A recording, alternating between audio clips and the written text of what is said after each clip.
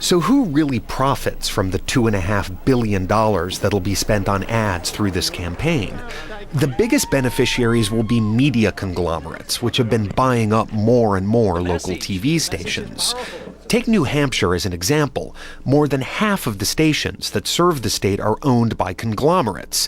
Media giants such as News Corp, which owns 35 stations nationwide, CBS, which owns 39, Sinclair with 46, and one you may never have heard of, Ion Media, which owns 57 television stations coast to coast. Corporate bosses at media conglomerates are bragging about how good campaign spots are for the bottom line.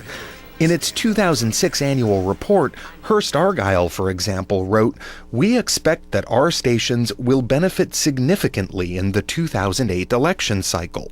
Political Revenue got its own line in that report, and other media conglomerates have made similar claims.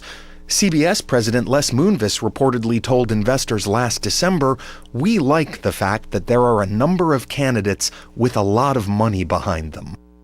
Now, you might wonder, what's the big deal? After all, these are corporations. Aren't they supposed to maximize profit? The answer is yes, but. Because broadcasters aren't like other corporations. The airwaves that we use are owned by the public. But in exchange for those licenses, they are supposed to give something back to the public. What they're supposed to do is fulfill these public interest obligations, ensure that the public gets information it needs to be an informed and engaged electorate. But local TV stations have been doing a lousy job of that.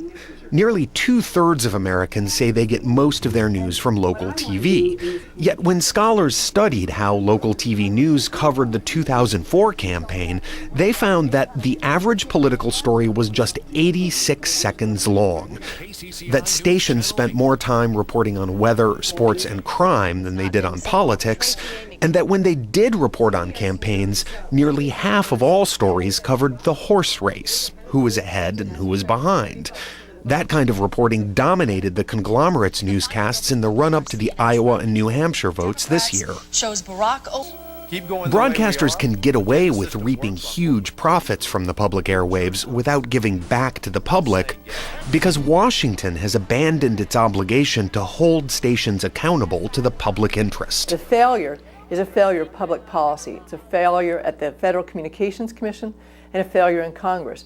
They are not getting for the American people a fair compensation for the value of these airwaves that are being used by the broadcasters.